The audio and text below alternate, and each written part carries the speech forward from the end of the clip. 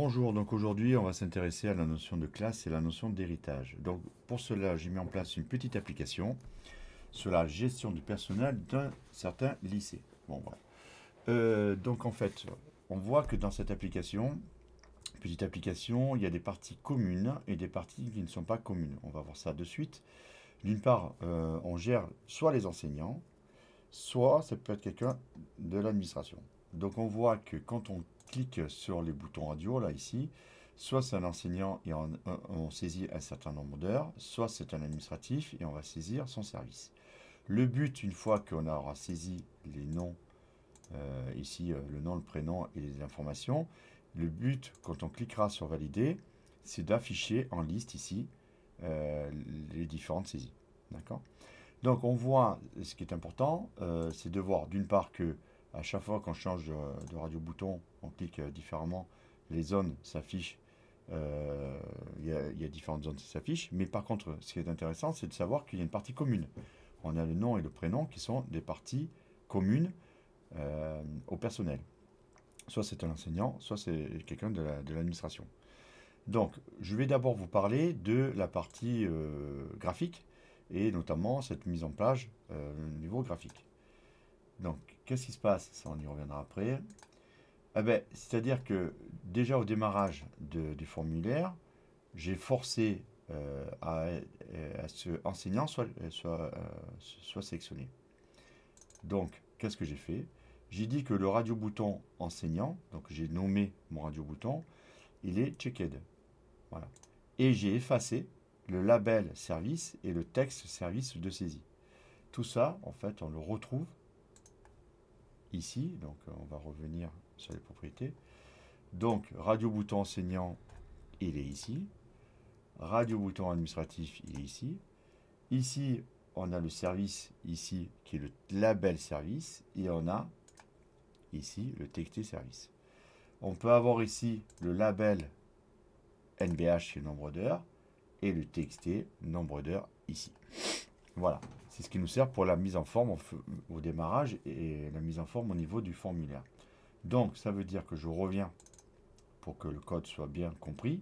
On a bien au démarrage, forme load ici, présent, le radio bouton enseignant qui est checké à true, label service à false et TXT service à false. Maintenant, il y a, quand on change, lorsqu'on check, on va changer enseignant, forcément on va cliquer sur service. Qu'est-ce qu'il faut faire? Pour faire plus simple, on veut dire, pour éviter les boucles, etc., les conditions, pardon, surtout les conditions, qu'est-ce qu'on a fait? Qu'est-ce que j'ai fait, pardon? J'ai, donc ici, on a radio bouton administratif, checked changed, on a label service visible, ici, et RD bouton administratif checked. Ça veut dire que quand on a coché, on a sélectionné l'administratif, il va afficher le label du service et le texte de saisie du service. Idem pour lorsqu'on sélectionne enseignant, il va afficher le label enseignant et le nombre d'heures, enfin pas le label enseignant, le label nombre d'heures et le nombre d'heures. Ça permet de ne pas faire de conditions et d'avoir trop de code. Ça se fait automatiquement en fait. Donc c'est une autre façon de programmer. Voilà. Donc ça c'est fait. Maintenant, qu'est-ce qu'il faut que je fasse? Je vais gérer ça avec des classes. Ok. Donc qu'est-ce que j'ai fait? Je suis allé dans Solutions, clic droit, Ajouter, ici, et j'ai ajouté une classe qui s'appelle Personnel. Donc on va revenir là-dessus. Voilà, donc dans cette classe personnelle, je vais déclarer cette classe personnelle avec déjà le nom et le prénom, d'accord? Et je l'ai mise en public, parce que quand on crée la classe, public n'existe pas, je mets en public pour m'aider à travailler pour la suite, d'accord? Elle est en public. Donc, qu'est-ce que je fais pour moi? Je vais gérer cette classe-là. Donc, je fais un private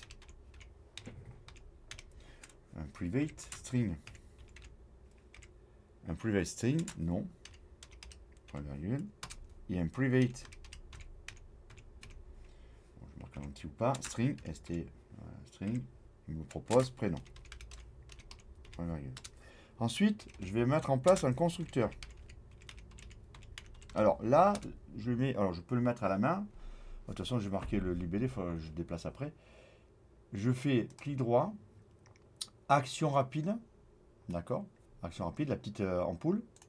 Et là, je dis, bah, tiens, je vais générer un constructeur. On peut, comme c'est des raccourcis, c'est mon API qui me permet de faire ça. Donc on a le nom, prénom, j'ai dit OK. Poum, ça y est, c'est fait. Le constructeur est fait. Ça, c'est pratique. OK. Donc là, on va le monter ici, le constructeur, pour qu'on puisse toujours mettre des commentaires pour se retrouver dans le code. Ici, on a le constructeur. Donc, juste un petit détail qui est important. Je ne sais pas si j'en ai parlé dans les autres vidéos. La notion de vis. En fait, on a deux concepts ici, juste à côté. Et chaque fois on le, comment dire, on l'identifie avec les mêmes termes. Je vais y arriver à le dire correctement. C'est-à-dire que on a nom, prénom et nom, prénom. Donc du coup, l'ordinateur, il ne comprend pas. On a le nom, prénom qui est en propriété, et on a nom, prénom, en propriété ici, pardon, et on a voilà, ici, en propriété, nom, prénom, et on a nom, prénom en paramètre ici. Il faut qu'on affecte les paramètres aux propriétés. Donc, comme ça, c'est la même libellé, il faut que l'ordinateur s'y retrouve.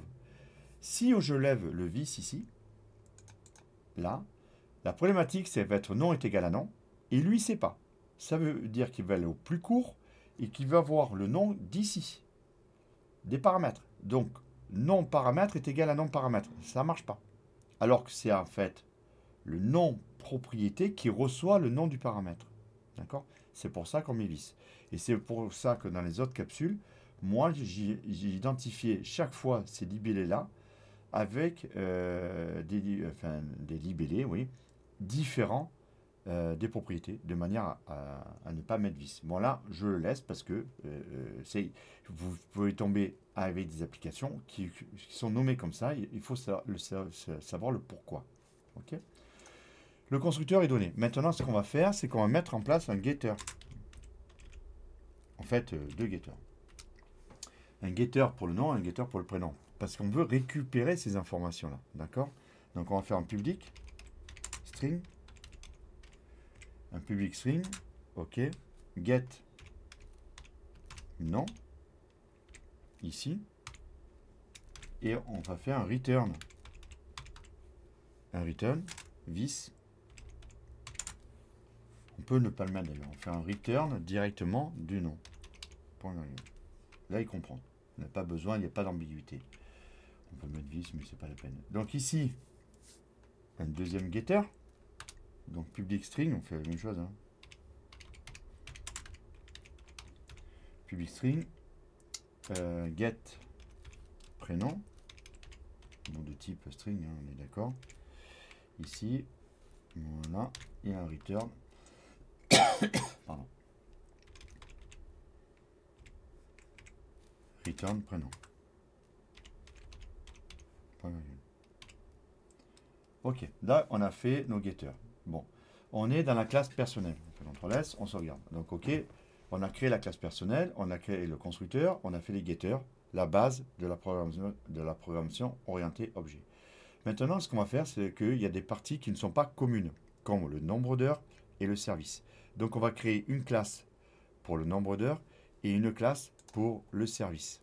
D'accord? Ce sont des classes filles. Donc ici, je sors de ma classe ici personnelle. Ici, et je vais dire donc classe fille.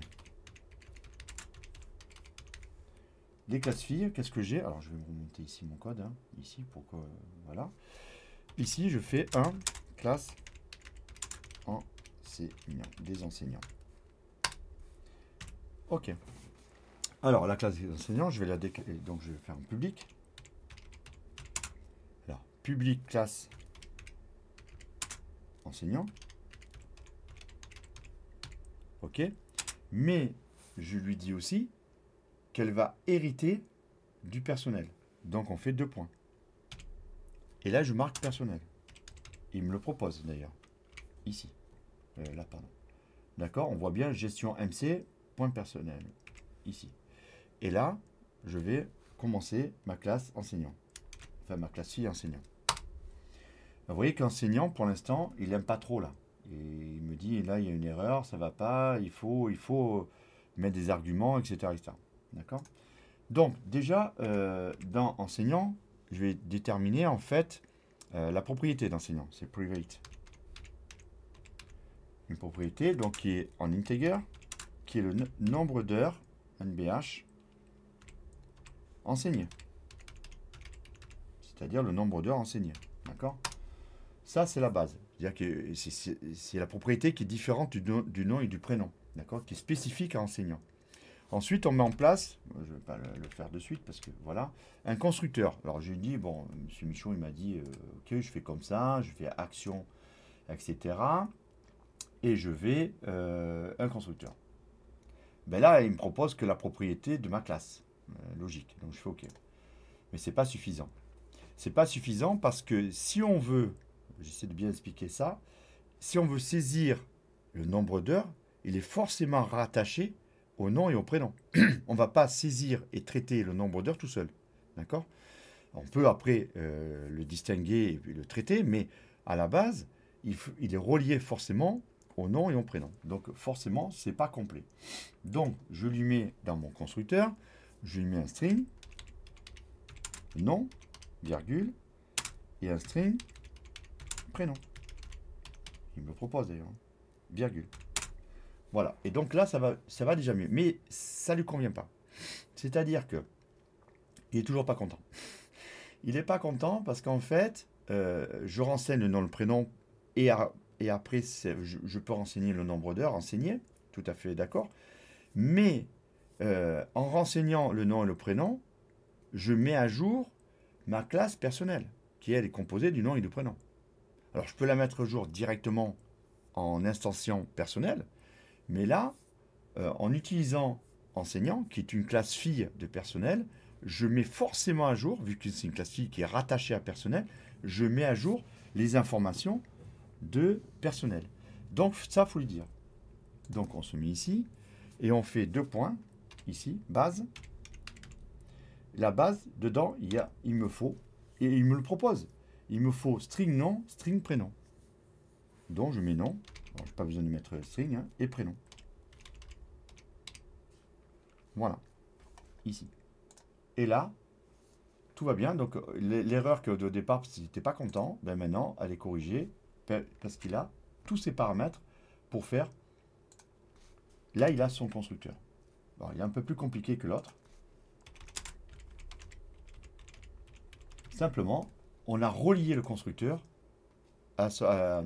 comment dire, on a relié déjà la classe à la classe mère et on a relié le constructeur à la classe mère. On sait que le constructeur oblige la saisie de certaines propriétés, certains paramètres. Et là, du coup, on oblige la saisie du nom, du prénom pour en fait saisir le nombre d'heures. Mais en plus, on met à jour la base, entre guillemets, on met à jour personnel par le nom et le prénom qu'on a saisi juste avant.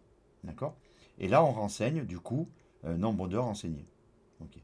Donc là, il me faut aussi un getter, parce que moi, je veux récupérer mon nombre d'heures enseignées. D'accord?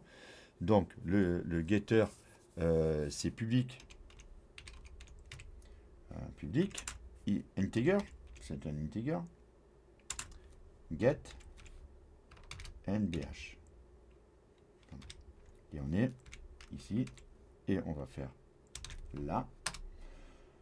Ok, donc ça va faire un return. Ça c'est fait. Et ça va faire NBH, NBH, enseigné, il me le propose. Et voilà. Donc il va falloir faire exactement la même chose avec la deuxième classe, parce que là je suis en public classe ici. Ici. Donc qu'est-ce que je vais faire là? Je vais faire 2 et je vais faire classe service. D'accord? Donc je vais faire exactement la même chose, mais avec la classe service. Donc là, c'est ce que j'ai fait, à part que c'est pas service, c'est administratif. Donc, qu'est-ce que j'ai fait? Administratif, la classe administratif, elle, c'est une classe fille de personnel. D'accord? Et donc, public, donc administratif ici. Pareil, alors le nom, prénom. Par contre là, j'ai pas le nombre d'heures. J'ai pas le nombre d'heures. J'ai le troisième paramètre, c'est service, parce que ici, la propriété service. Alors je remonte au-dessus, vous avez les deux classes là. Vous avez les deux sous-classes. Alors si je peux réduire un peu, et voilà, on a les deux sous-classes. Comme ça, vous pouvez programmer, récupérer les informations. Donc, on avait ici la propriété, c'était le nombre d'heures enseignées, d'accord, qu'il a fallu rajouter ici, enfin, qui s'est mis automatiquement ici d'ailleurs, pardon. Et ici, ça va être quoi? Ça va être, ici, ce qu'on veut, c'est le service, d'accord, de la personne. Donc, on récupère le nom, le prénom, toujours pareil, pour avoir le service, et on met à jour le nom, le prénom de personnel. Donc, service, donc ça renvoie le service, et on met le get service qui permet de gérer les services, d'accord, pour avoir le service. Donc là, en fait, on a préparé, ici, on a préparé la classe mère, ici, et les deux classes filles qui vont hériter. Ce qu'il y a, c'est que, je vais le faire maintenant, tout à fait. Je vais obliger, écoutez bien, vous savez que quand on instancie une classe, on fait un new. Et en fait, je vais obliger de faire l'instanciation des classes, d'utiliser les classes filles, mais de ne pas utiliser la classe personnelle directement. On ne pourra pas accéder à la classe personnelle directement. Je vais l'empêcher. Et on va pouvoir utiliser, parce que comme les classes filles mettent à jour la classe personnelle, il n'est pas utile, d'accord, comme les classes filles, chaque fois qu'on fait une saisie ici, le fait de faire une saisie soit en nombre d'heures, soit en service, ça met à jour le nom et le prénom. Donc je n'ai pas besoin de mettre à jour directement nom, prénom en instanciant la classe personnelle. Du coup, je vais... Alors, elle est où la classe? Voilà, hein, je suis en haut. Ici. Ici, je mets ici. Et je fais un abstract. Non, déjà, je n'aime pas faire ça.